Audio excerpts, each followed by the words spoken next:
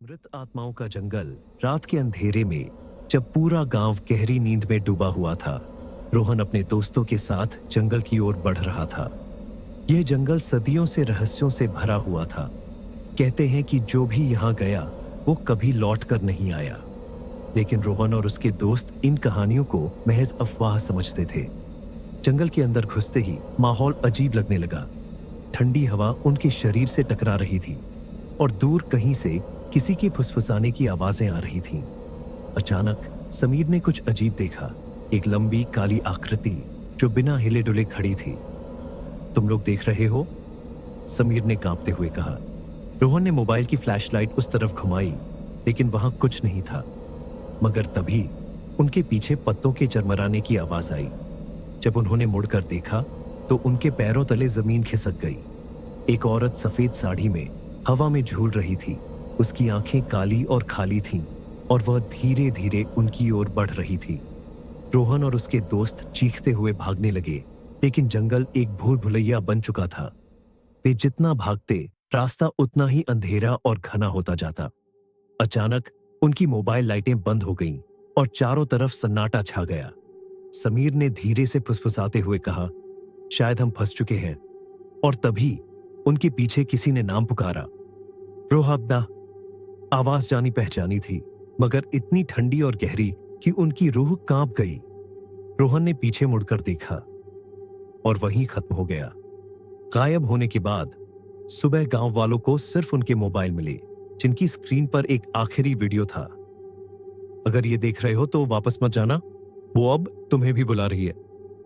गांव के लोग उस वीडियो को देखकर सहम गए। किसी को समझ नहीं आ रहा था कि रोहन और उसके दोस्त कहां गए।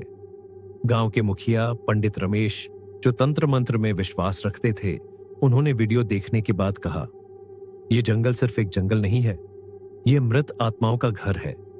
जो भी वहां जाता है उसे वे अपनी दुनिया में खींच लेते हैं। लेकिन रोहन का छोटा भाई अर्जुन इस बात को मानने को तैयार नहीं था। उसने तय किया कि वह अपने भाई को ढूंढेगा, चाहे कुछ भी हो जाए। उसके 3 दोस्त अजय, करण और दीपक भी उसके साथ जाने को तैयार थे। रात का दूसरा सफर अगली रात अर्जुन और उसके दोस्त टॉर्च और कुछ हथियार लेकर जंगल की ओर बढ़े। जैसे ही वे जंगल में घुसे, उन्हें अजीब सी फुसफुसाहटें सुनाई देने लगी।